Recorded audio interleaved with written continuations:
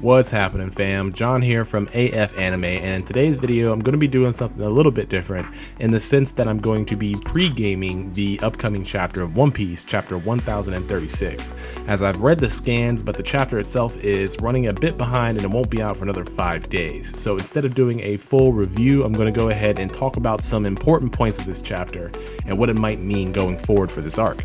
Now, since the chapter hasn't quite been released yet, I won't be using any of the images from this chapter, but I will go ahead and start the discussion off with something I feel is important, and that is the King and Kaido parallels that we have with Luffy and Zoro and Roger and Rayleigh. Now, if you saw my review video of chapter 1035, during the flashbacks of Kaido and King and their meeting, I mentioned that Kaido kind of gave off a vibe that is incredibly similar to Luffy and Roger when they first started out their journeys. And then, as I mentioned in the discussion portion of the video towards the end, that I felt like that could not have been coincidence, and in this chapter it kind of really drives that point home. In any case, this chapter starts off with another flashback between King and Kaido, where King is under the impression that Kaido might actually be Joy Boy. And even though this seems like kind of a fleeting mention of the character Joy Boy himself, this actually has pretty profound implications on what that character represents and what Joy Boy means in terms of his reincarnation, or at the very least to a character like King, who's from a damn near extinct race. And when you take this assertion from King that Kaido is Joy Boy into account, it kind of actually lines up with the fact that Oda wanted to depict a young Kaido as a similar character to Luffy and to Roger in terms of their desire to set off on a journey and create their own pirate crews. Now, the only narrative difference between these characters is the fact that Kaido himself actually desired to change the world, whereas Luffy and Roger just kind of wanted to go off and do their own things. Now, this could serve as just a simple parallel to Kaido and Luffy and Roger, but I think this might actually dive into something a little bit deeper, as when we look at the current version of Kaido, it doesn't quite fit in with what we've been seeing in these flashbacks. I mean, something has to have occurred at some point to make him act or feel so jaded in comparison to his, I don't know, kind of bright aesthetic that he had when he first met King.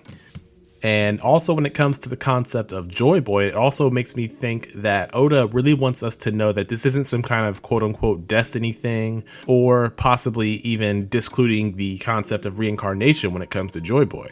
In fact, I would actually even probably argue at this point that Joy Boy is just a prophecy of sorts that kind of foretells someone who is going to upset the natural order of things when it comes to the One Piece world as a whole.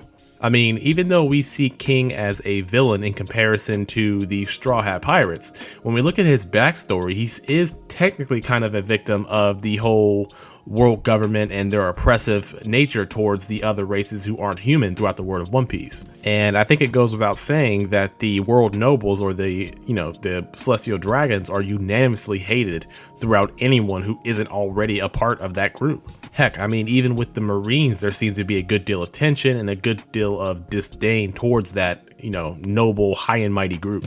So ultimately, I'm going to move on from this point, but I do think that this is Oda's way of planting some very important narrative seeds for us to look forward to in terms of Kaido, his relation to the D-Clan, or possibly even the relation to Joy Boy. And I think another cool and somewhat sympathetic thing that Oda has attributed to King throughout this chapter is the exact parallel between him and Zoro. We see that he actually had a very similar declaration about not losing until Kaido becomes the Pirate King. Now, I know that Oda is trying to do a decent job of making us sympathize with these characters before he ultimately has them defeated, but I just want to say that he's done a really good job in terms of giving us a good amount of exposition using, a handful of pages throughout each chapter.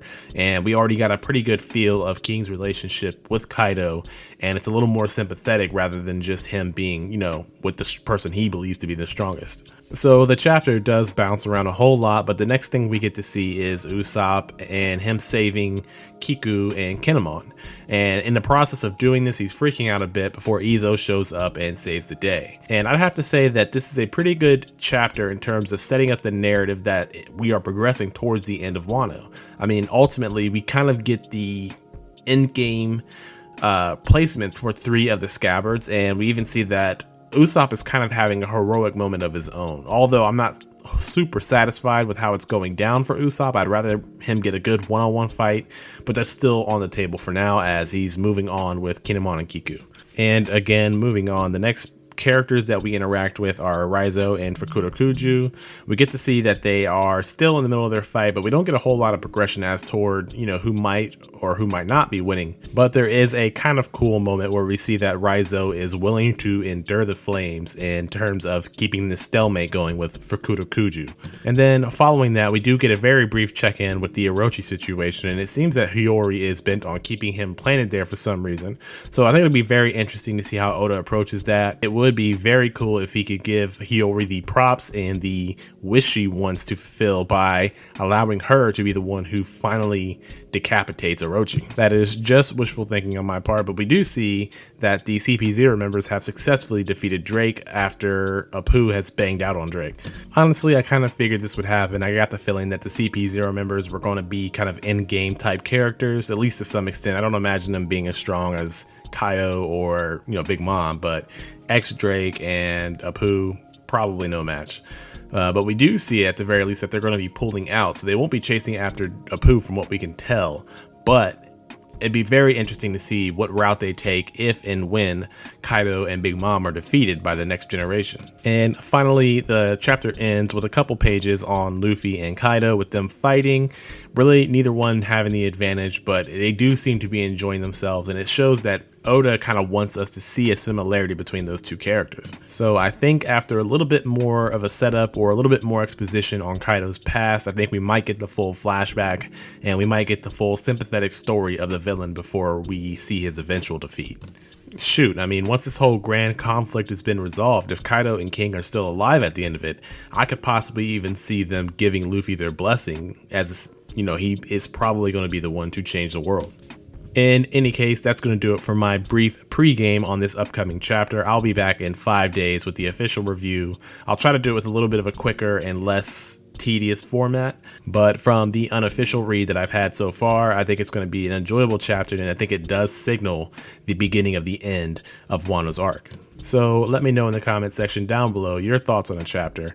Also, please like, share, and subscribe if you enjoyed this content and want to see more like it. I'm John from AF Anime, and I will catch you guys in the next video.